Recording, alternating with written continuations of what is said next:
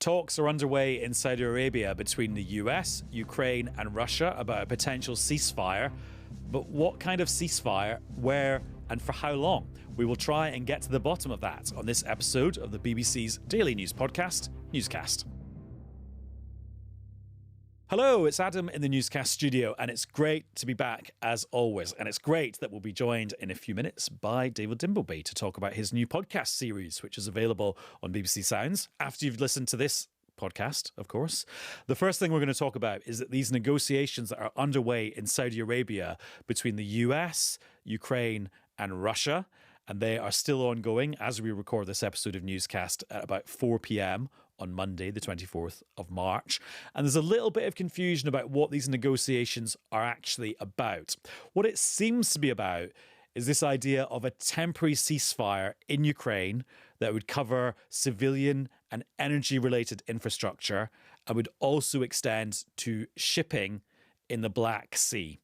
But there's a lot of confusion about what they're actually talking about and what the actual outcome of these talks could be, let alone when they will finish. So let's try and get a little bit more detail and shed a little bit more light on them, because we're joined by a friend of the podcast, the BBC diplomatic correspondent, James Landale, who is in Kyiv. Hello, James. Hello, guys. And also busy and absorbing lots of stuff is Sarah Smith in Washington. Hello, Sarah. Yeah, I'm trying to be productive as well at the same time, Adam, here in the BBC bureau in Washington. Well, you have just recorded an Americast, so you've definitely got a tick from me on the productivity score. Right, James, so, I mean, the action really diplomatically is in Saudi Arabia, another set of talks between the Saudis, the US, and Russia and Ukraine. What do we think is actually being discussed here? And I'm giving you a very open question, because it's kind of an open question to what is being discussed. You're right to have a sort of quizzical note of we're not actually quite sure what the technicalities is. I mean, more will come, be made public as the days go on. But there has been at least some mixed signals in the run-up to these talks. In all the readouts that we had of the various telephone calls made between the leaders last week and subsequent, media interviews by key participants, you've had some people saying, different things. So the Americans and the Ukrainians are saying, look, what we're talking about here is energy facilities, some kind of pause of strikes on that, but also civilian infrastructure. The Ukrainians have been very explicit. That's what they agreed when there was that conversation between Mr. Trump and Mr. Zelensky. But if you look at the Russian side of this, they're just talking about some kind of freeze on energy infrastructure and facilities. They don't include in that civilian infrastructure. So there's a sort of mismatch there. Then there's a sort of mismatch over the whole issue about the Black Sea and trying to make that safer for shipping. On the one hand, you've got the Americans using language of a maritime ceasefire in the Black Sea.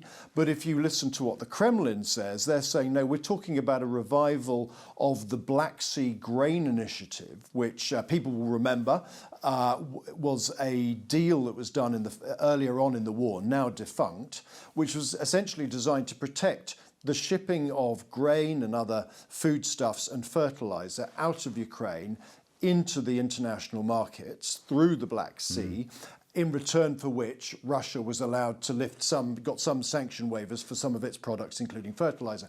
That was a row that broke that system. But that's what the Russians seem to be talking about. So there is a difference between a limited revival of a scheme that was just about agricultural products and a ceasefire for the whole of the Black Sea. So there's a little bit of confusion. So we're waiting to see precisely where they end up.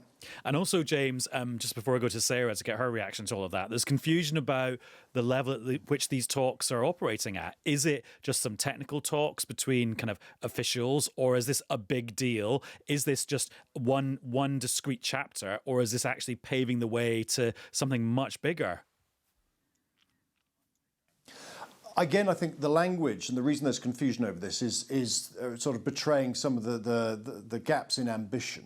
The Americans have been very forthright and being sort of, pretty positive and optimistic about these things. And the language has always been saying, yes, these talks that are happening here today are about implementing the political agreements that were reached last week. In other words, how to make it actually work on the ground. Energy and Black Sea, the two things that the Russians said we're happy to talk about.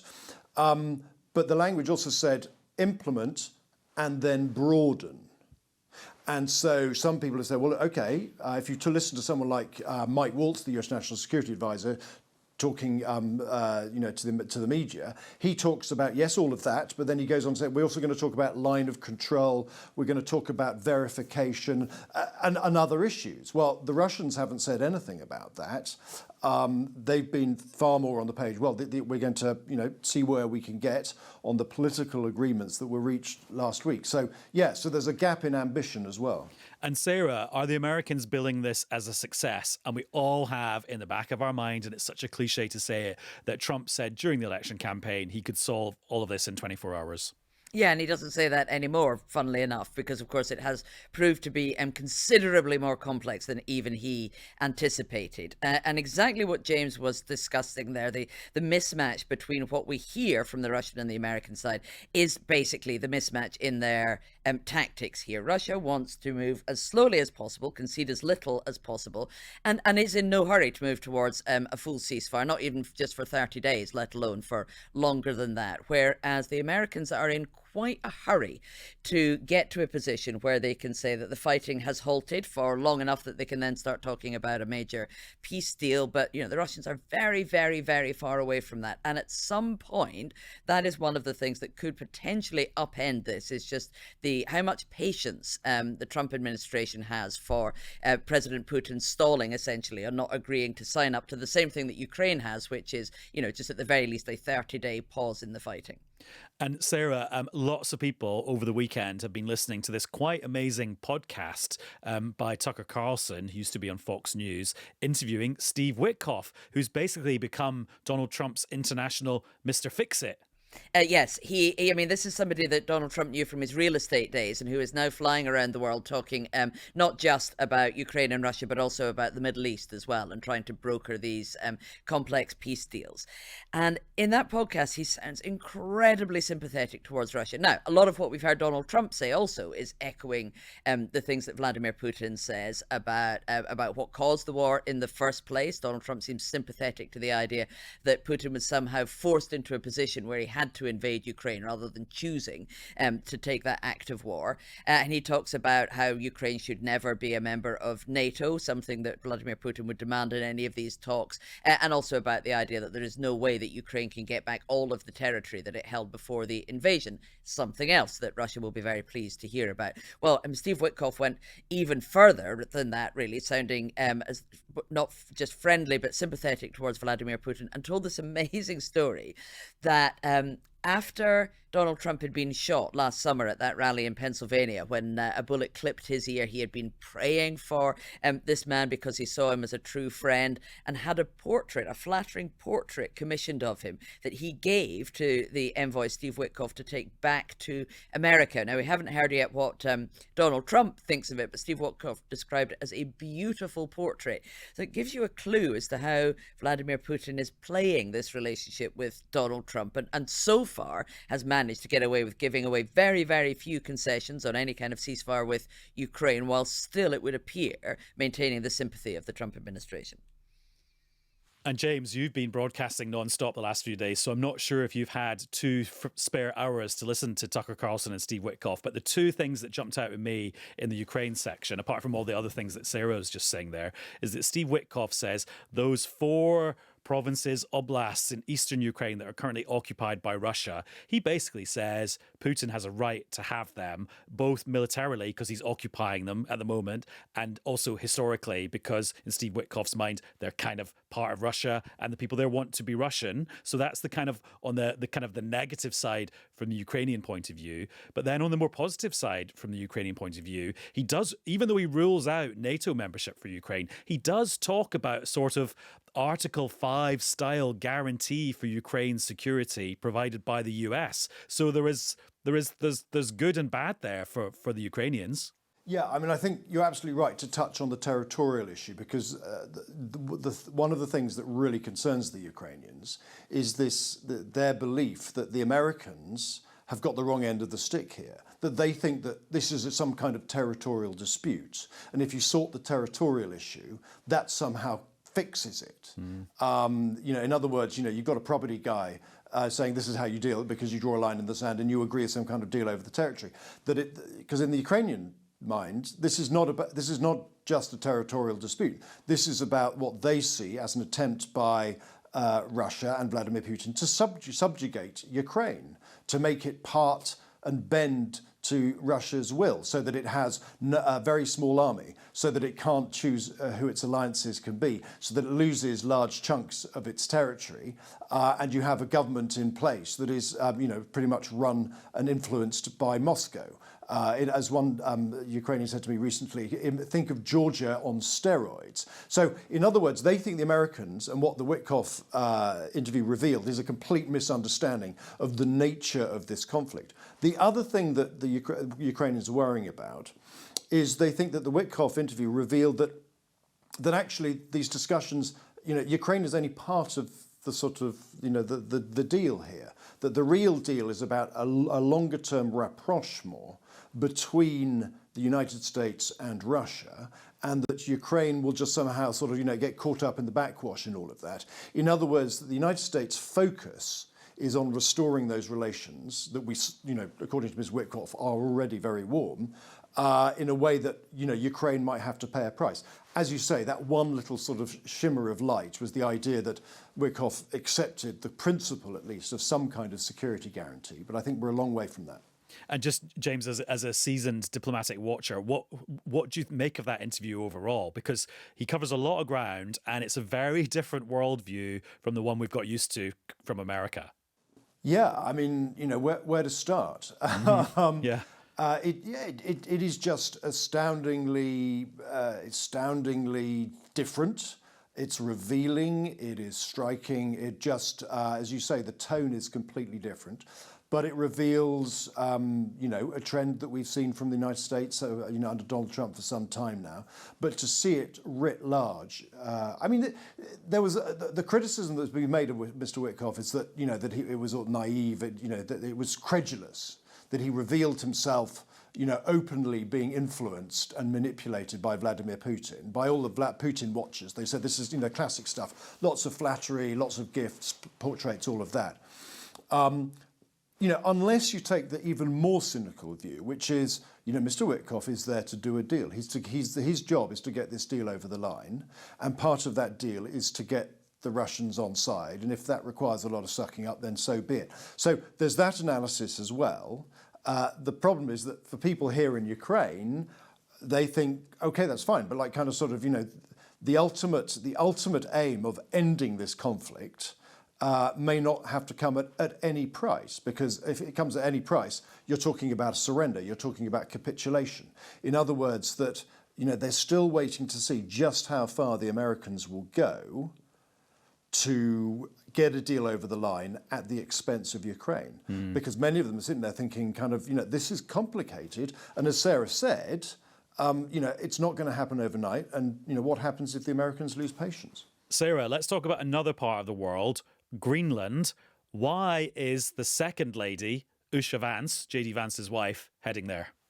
Well, I'm going with the National Security Advisor and the Energy Secretary. Very interesting trio that are heading off to Greenland. And of course, as you well know, Adam, this comes in the midst of Donald Trump's repeated threats, promises, musings about the US taking over Greenland. When he was addressing the Joint Houses of Congress last month, he said that they were going to get it one way or another.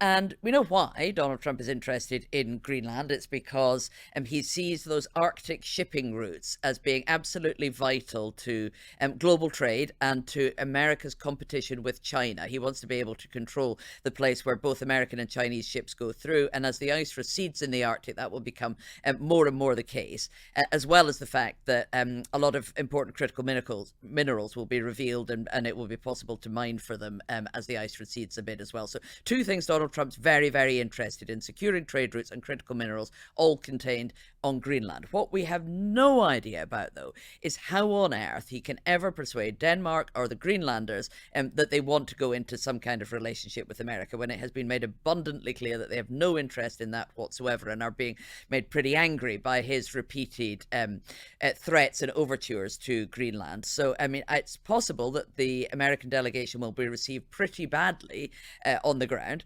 But then again, Donald Trump is eyeing things that he could have access to without actually having to take over Greenland's territory. So if you have the Secretary of Energy there wanting to talk about, for instance, critical mineral deals in the future, and you have the National Security Advisor there looking at what is a large military base that America already has on Greenland, and looking at, I don't know, how that can be changed or utilized in a way to further Donald Trump's security concerns in the Arctic and the high north. Maybe this is the beginning of them, making some of their ideas a little bit clearer and starting to talk to the Greenlanders about it. But it's such a controversial thing that to see them landing there uninvited by the Greenland government, it does potentially put everybody's backs up in Greenland. And in terms of what Greenlanders think, there's a statement from the outgoing Prime Minister, Mucha B. Ega, who says, "We're now at a level where this cannot in any way be characterised as a harmless visit from a politician's wife. What is the National Security Advisor doing in Greenland? The only purpose is to demonstrate power over us, and the message is clear." Well, over and out from Sarah and James. Sarah, thank you very much. Nice to talk to you, Adam. Thank you. And James, thanks to you too. Thanks so much. Always great to be here.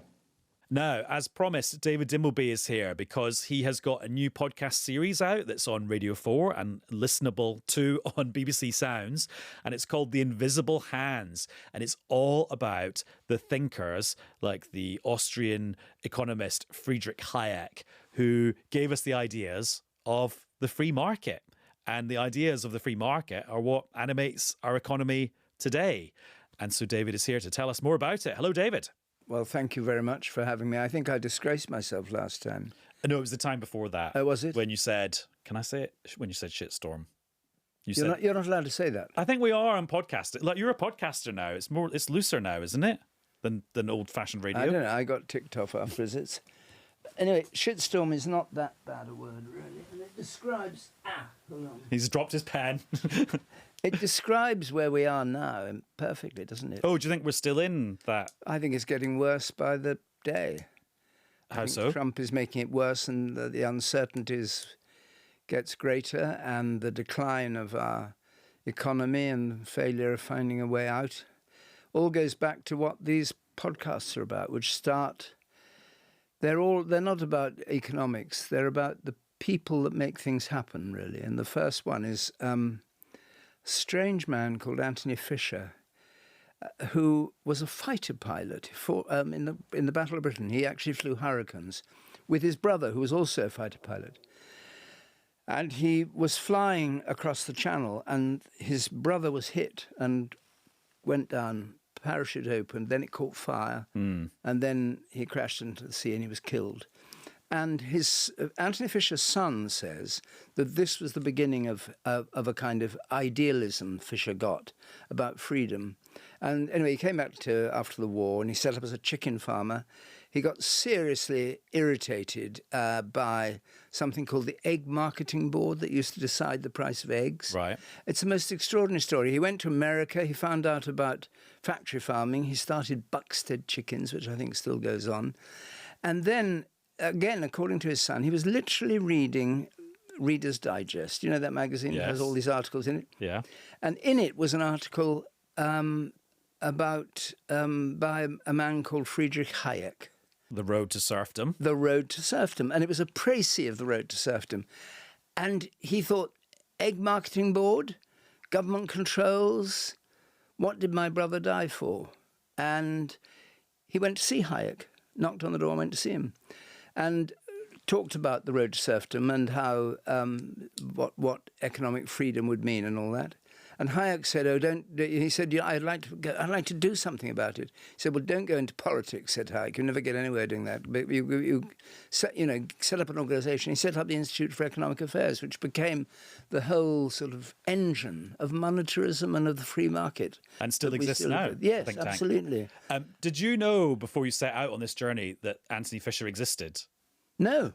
So he was a new character for you. Actually, I knew he existed as a name for the IEA. I knew various people in that, because at the time all this was happening, I was working on Panorama mainly, and we did a whole series.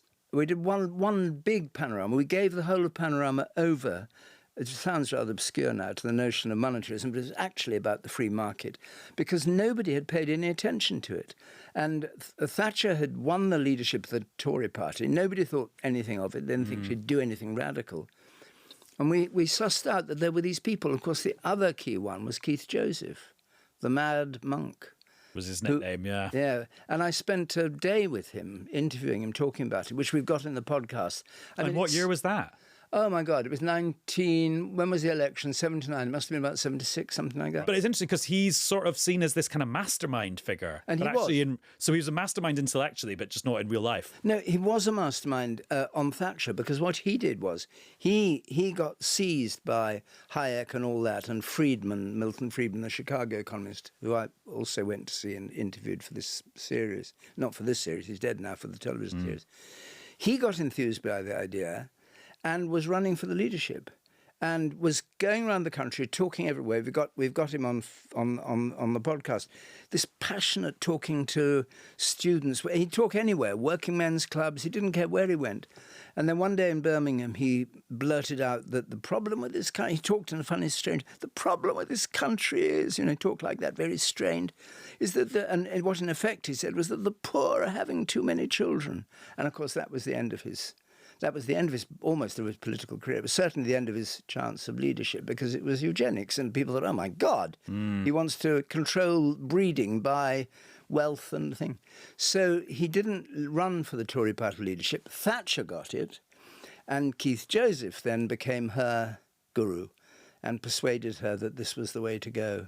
And even then she didn't dare until after the Falklands War, because she had such a small majority in 79. The Falklands, 83, gave her, the election 83, gave her a huge majority, and she could do what she wanted. Because it's one of those things where if you're of a certain age, you just think it's the natural order of things. You might not like it, but it just feels the natural order of things that water is privatized, the airports are run by private companies, and the state's got nothing to do with those things. But actually, that's quite a recent innovation. Very, very recent. I mean, from the Second World War on, all these things were thought to be best run by the state. The big organizations, big institutes, big, service providers are best run by the state. And I think it was what's so exciting about the ideas in the podcast is that it's all very well to have ideas. People can have a theory about what the state should do, until you get people who drive it, it doesn't happen. So you have somebody like Anthony Fisher, the fighter pilot, actually determined to change the course of British, history, and Keith Joseph determined to do it, and of course now what it led to, and one of our things in this podcast a bit later on, is another man I knew, which was James Goldsmith, who was a huge entrepreneur, started the original Reform Party to get us out of the EU. But he could see what was happening.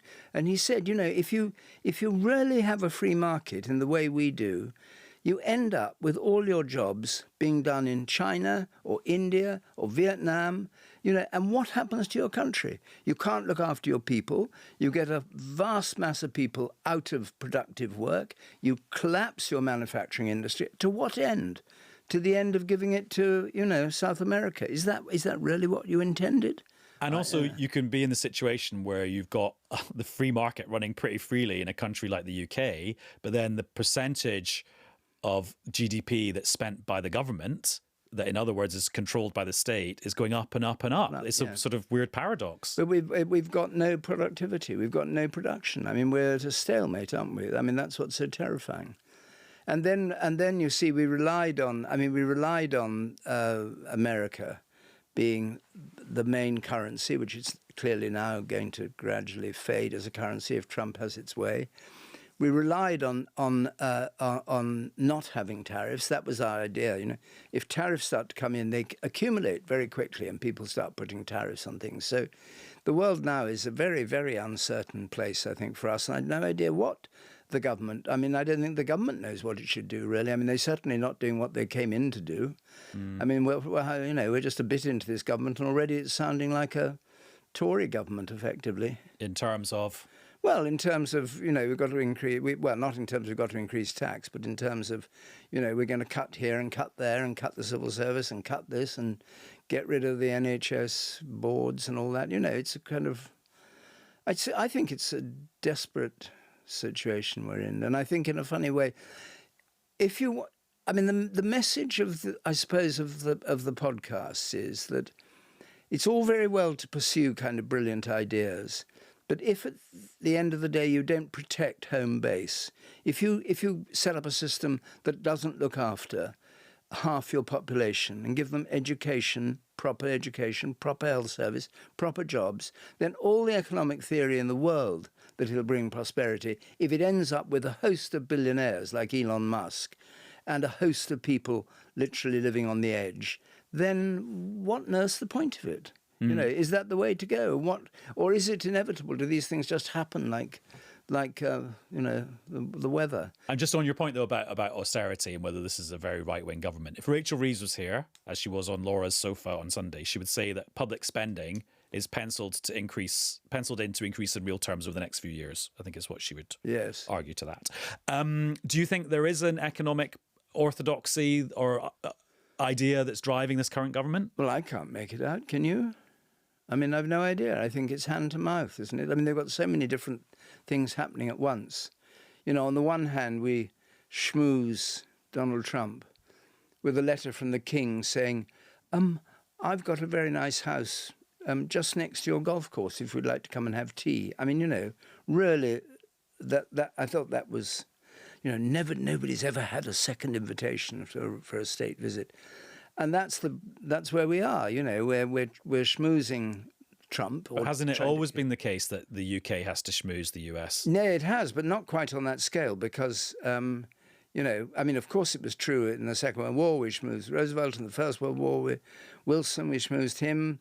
I think when the Cold War was on, when Thatcher and Reagan were, dealing with how to deal with nuclear threats and all that, it was less of a schmooze.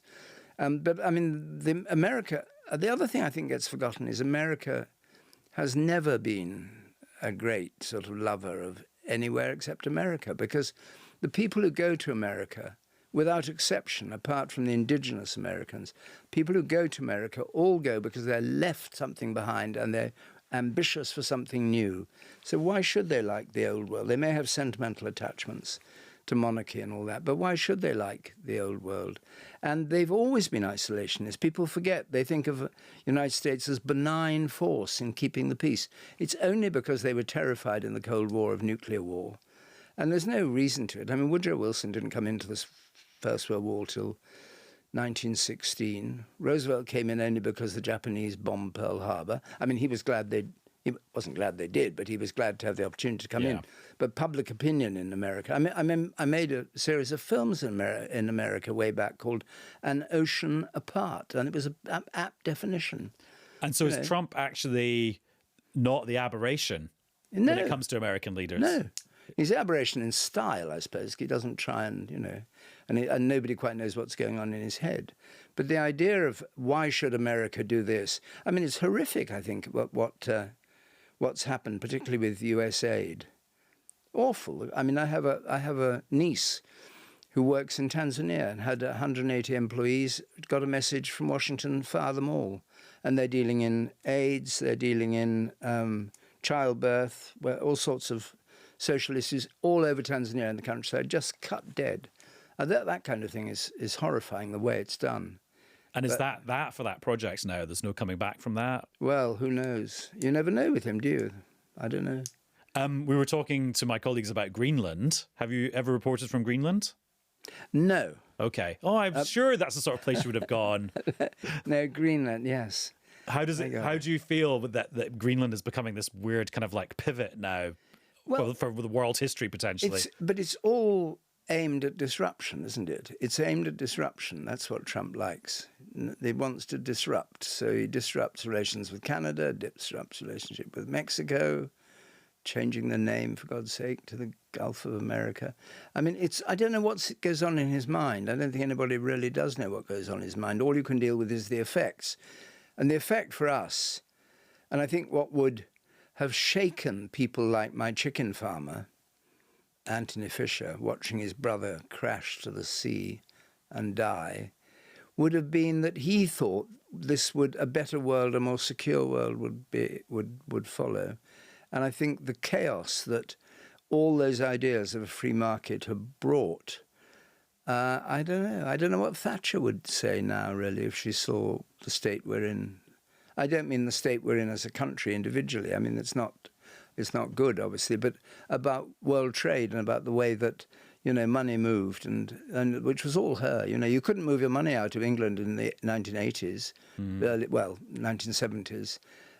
So there was no, you couldn't invest abroad in that, and you couldn't have people invest. It didn't work like it does now. Right, last question for you. I've noticed in this conversation, you've mentioned a few politicians, Thatcher, Reagan, John Redwood, but actually most of the names you've mentioned have been not politicians. I'm just wondering, now that you've got a bit of distance from the question time desk where you're surrounded by politicians all the time, has that changed your conception of where power actually is? Well, the question time desk did have politicians, partly because it was the obligation of the programme, partly, though, because we could not get the people who really wield power to come on the programme and talk about it. It was very rare we could get the CEO of a big company to come. And, we had one or two, but it was very difficult. So that and our obsession with politics in this sort of branch of broadcasting in the BBC, but in the country too, is because it is kind of lively political theatre. It offers up all sorts of terrible jokes and fun, even though it's dead serious. But where the real work is done, it's much harder to find, and much harder to question and criticise. And people just come and go, don't they? With pocketing 10 million quid, and they disappear and never see them again from running a big company. On my way here, I passed a thing called British Gas. I looked up, British Gas? How interesting. I looked it up. Of course, not British Gas at all. It's French, German, Spanish, and Japanese gas labelled British Gas. And you can't get to those people. That's what you might call an invisible hand. The invisible hand. He's just done the plug. What a pro. I can tell you've been doing this for decades. Do the full plug. Do the full plug. For the podcast. Well, okay. Invisible Hands is 6 half hours at 9:30 on BBC 4. That's where it starts. Radio 4. Radio 4. BBC Radio 4. Sorry, Radio 4. You can do it for me. And BBC Sounds. And wherever you get your whatever you get. Wherever you get your podcasts. It's 6 programmes, and it deals with the arrival of free market capitalism, the world we now live in, and looks at the end about the consequences of how that world came about. And it's not saying it shouldn't have come about. It's not saying it could have been stopped or anything. It's simply saying, how does this incredible change happen to a country that has been, since the war, stuck in a particular way of running its life and its industry and business, and then over quite a short period, absolute radical reform of everything, and the Prime Minister wanting everyone to be a shareholder, and that will change the way we all think and all that. And the people who have make that happen, really. It's about the people. What really interests me about, economists, I was talking to an economist at the weekend. Economists have these kind of theories about what people will do if you do X and Y. I remember studying economics, getting a very bad degree in it when I was at university. But I do remember bridling when my tutor said, oh, yes, you can tell how much people will pay for this or that, or what will happen if you put the price up. And I thought, actually, individuals are more complicated than that. You can't quite tell what people will do. Not quite so don't rational. Know. Yeah, they're not rational, What did you get for your degree, by the way? I got a third. No. When I got a third, it was a very good degree to get if you didn't get a first. The people we looked down upon were the people who got seconds. Getting a third meant you hadn't worked, but you were bright enough for them to say he would have got a first if he'd done some work, so we'll give him a third. Okay. Well, good to see that it didn't hold you back, though. Also, I just remember, you're a podcasting veteran now because you've done a few of these series, but I remember when you did your first podcast series a few years ago about the Iraq War, and I remember asking you if you were going to be doing mattress adverts in the middle of it, like you get on podcasts. And you went, I will not be doing mattress adverts. And you didn't? I didn't. Samizdat, who are the producers of this, who are absolutely brilliant, did both that and the Murdoch one I did about Rupert Murdoch and his company and all that. I love doing them. Well, it's good to have the space, isn't it? Yeah, it's good. And it's good for these concepts that don't fit into like a news bulletin or a TV piece. And what I like also is that they're not two-handers and they don't involve people trying to persuade the listener that they're jolly good chaps having a lovely time and having a giggle. What are you getting at? I'm not getting anyone. my podcasts are sharp and to the point, and the points are made quickly and succinctly and briefly, and we don't have a giggle. Well, I'm the only person doing it, so I couldn't giggle unless I laughed at myself anyway. Okay, point taken. And that's it for this episode of Newscast. No giggling at the end. David, thank you very much. Thank you.